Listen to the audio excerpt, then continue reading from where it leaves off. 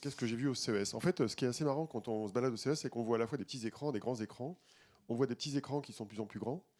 On voit des écrans qui tapissent les murs sur les stands.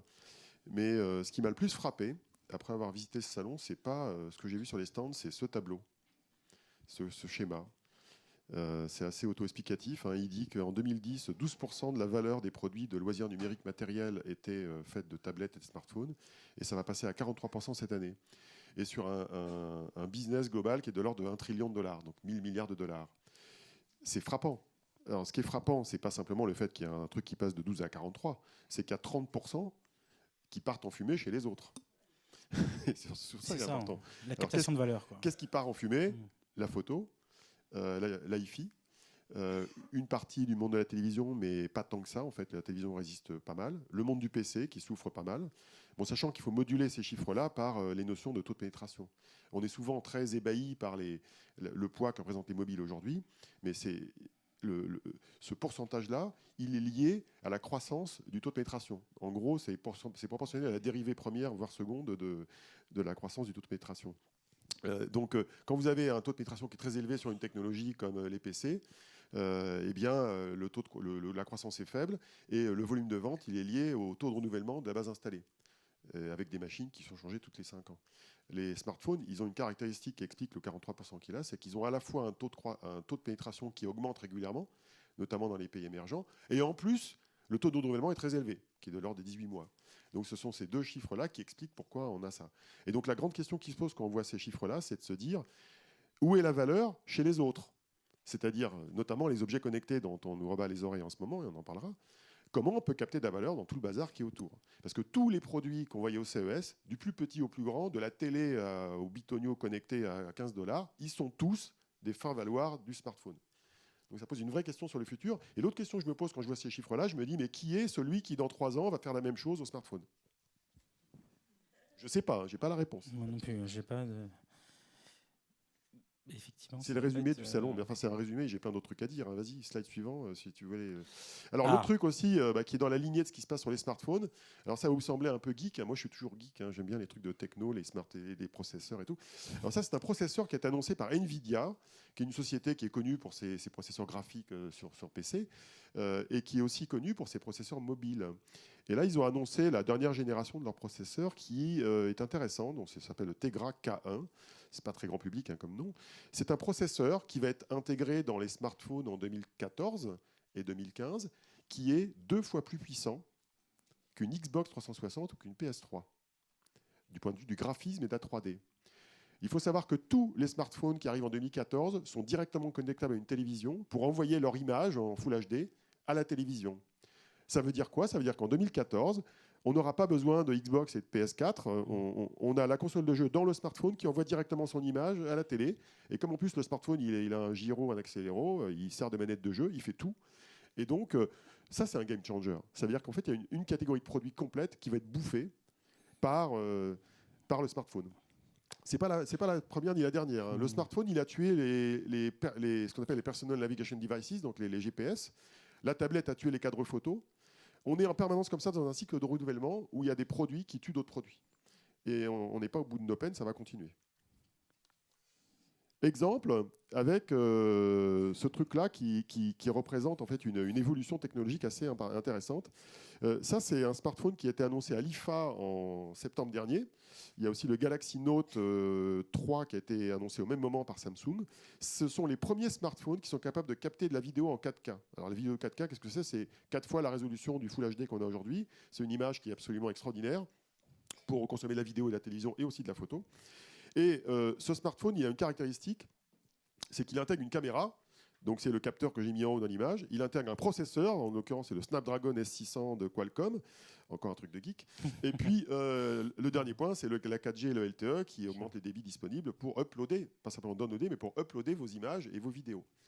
Et en quoi ce truc-là, moi, me sidère, c'est que c'est la première fois dans l'histoire des technologies des médias qu'on va avoir dans les mains des consommateurs une technologie qui est plus puissante que ce qu'on a dans le studio de télévision chez France Télévisions ou TF1. Ouais, c'est ça. Pendant quelques années. Parce que le temps que les chaînes de télévision mettent à jour leur parc, leur régie, etc., ça va prendre du temps. Et là, donc, en fait, il va y avoir la production d'un contenu de meilleure qualité, en tout cas technique, visuel, que ce que les broadcasters habituels vont avoir. Donc ça, c'est un élément d'accélération du marché. Et il y en a un deuxième, je crois que c'est mon slide suivant, plus ou moins, je ne sais pas, non, c'est pas ça, c'est pas grave.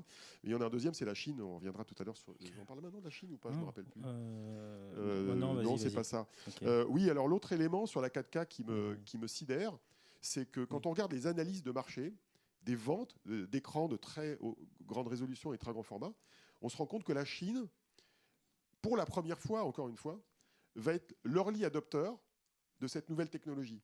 En 2013, plus de 90% des écrans très haute résolution ont été vendus en Chine. En 2014, ça va être les 2/3 du marché mondial qui vont être en Chine. Et il faut savoir que les écrans de télévision qui sont vendus en Chine ont 7 pouces de plus de diagonale en moyenne qu'en Occident. Donc ça veut dire que les Chinois, ils sont consommateurs d'écrans plus puissants, plus grands, et donc ce sont eux qui, par ailleurs, ils ont leurs propres usines à Shenzhen et ailleurs, donc ce sont eux qui vont tirer le marché mondial pour la première fois.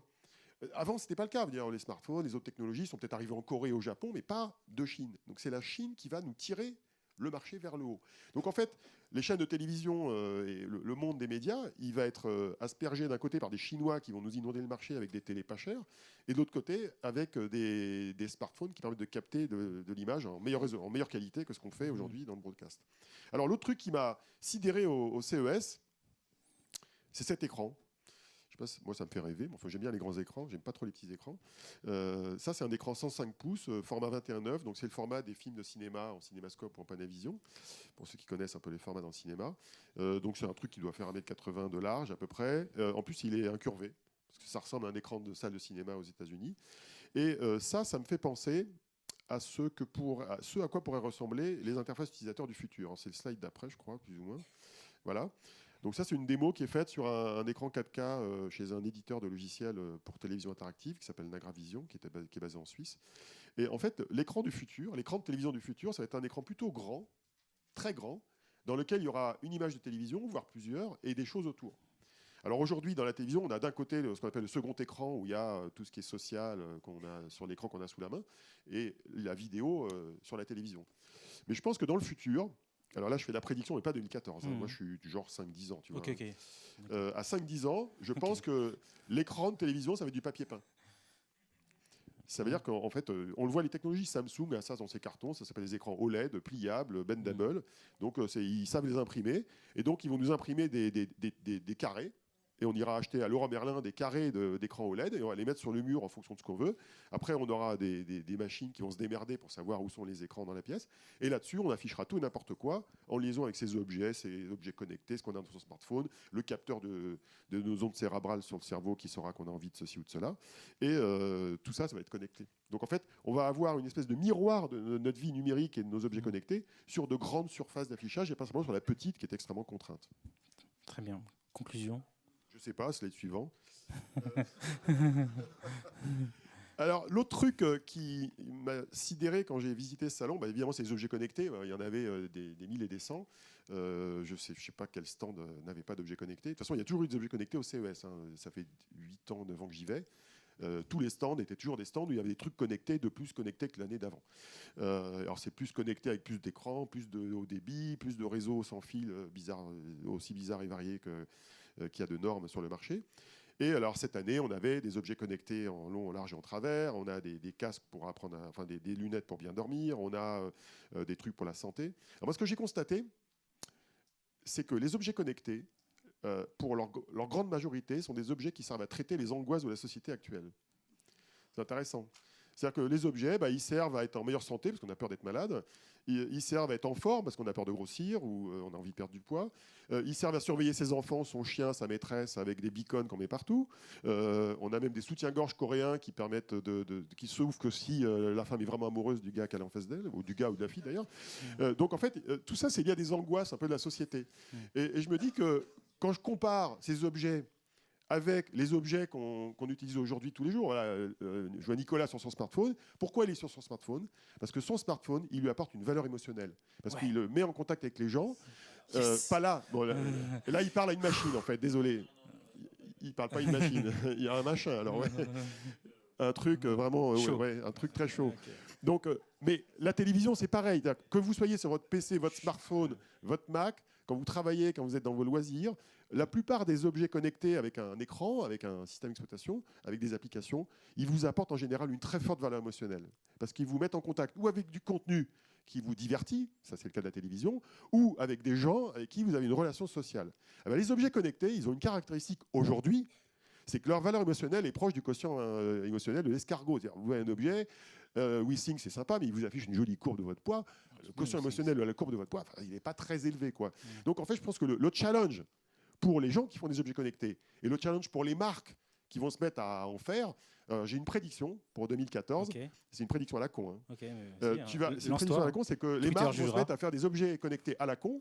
Parce qu'il y avait des agences de communication à la con qui vont leur proposer des objets à la con. Ouais. Et donc, le challenge, ça va être de faire des objets intelligents qui apportent une valeur émotionnelle qui va remuer le cœur des gens et pas juste leur tableau Excel dans le cerveau, et qui va apporter quelque chose. Et d'ailleurs, il y a un truc assez sidérant, c'est de voir que Google, ils ont quand même vendu leur smartphone pour 3 milliards de dollars. Et ils ont racheté un thermostat et un détecteur de fumée pour le même montant. Donc, ça pose des questions sur l'échelle des valeurs. Mais en même temps, la salle s'appelle Brûlé, donc attention, on ne sait jamais ce qui peut arriver ici. Donc voilà, donc, moi je me dis que le challenge des années qui viennent, c'est ça, c'est apporter de l'émotion à des trucs qui n'en ont pas naturellement aujourd'hui. Bravo. Une question rapide. C'est un débat qu'on a au web sur la notion de second écran. Donc, comme c'est... En fait, on est partagé avec l'idée de dire qu'en fait, quel est le second écran aujourd'hui ? Et en fait, ce qu'on observe, c'est qu'en fonction des générations à qui on s'adresse, il y en a qui disent, en fait, le second écran, c'est pas ton smartphone, c'est la télé, en fait. Tu vois ? Et donc, en fait, quelle est ta posture par rapport à la notion de second écran qu'on voit partout De toute façon, moi, je trouve que c'est absurde de vouloir faire un classement dans l'absolu. Okay. De toute façon, il y a de plus en plus d'écrans. On sait qu'il y a 7 écrans par foyer en moyenne, petit, moyen, grand. Ce qui est clair, c'est que les écrans qui sont fondamentaux, ce sont ceux qu'on contrôle le mieux avec ses doigts, en gros, ou avec sa pensée. Bon, il se trouve que celui qu'on approche de soi, qui est la tablette ou le smartphone, on le contrôle mieux que celui qui est loin, parce que c'est compliqué, même avec la reconnaissance des gestes, ou vocales ou autre, c'est compliqué de contrôler un écran qui est loin.